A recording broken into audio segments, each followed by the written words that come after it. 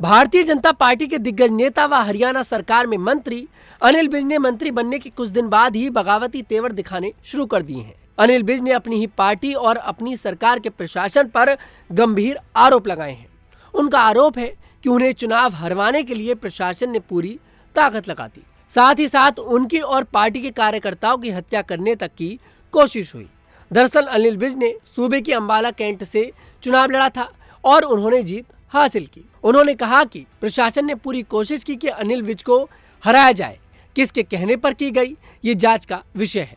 मैं किसी पर सीधा कोई आरोप नहीं लगा रहा हूँ। नगर पालिका ने हमारी मंजूर की गई सड़कों को बनाने से रोक दिया।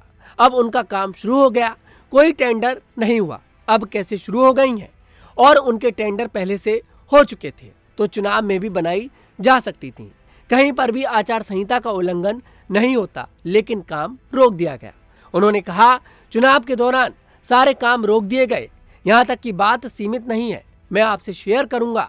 उन्होंने ये भी कोशिश की कि इस चुनाव में कोई खून खराबा हो जाए और उसमें अनिल विज मर जाए या फिर अनिल विज का कोई वर्कर मर जाए, ताकि इस चुनाव को प्रभावित किया जा सके। इस साल हुए विधानसभा चुनाव में बीजेपी नेता अनिल विज को निर्दलीय उम्मीदवार चित्रा सरवार ने जोरदार टक्कर दी। हालांकि अनिल विज ने इस सीट से जीत हासिल करी। अनिल विज इस बार मुख्यमंत्री की दावेदारी भी ठोक रहे थे, लेकिन यहाँ पर मुख्यमंत्री की दावेदारी अनिल विज के खाते में नहीं आई। ऐसे में अनिल विज ने अपने प्रशासन पर बड़े आरोप लगाए हैं और प्रशासन के साथ साथ कहीं ना कहीं अनिल विज अपनी सरकार पर भी आरोप लगा रहे हैं, क्योंकि पहले भी बीजेपी की सरकार थी और अभी भी बीजेपी की ही सरकार है हरियाणा के अंदर।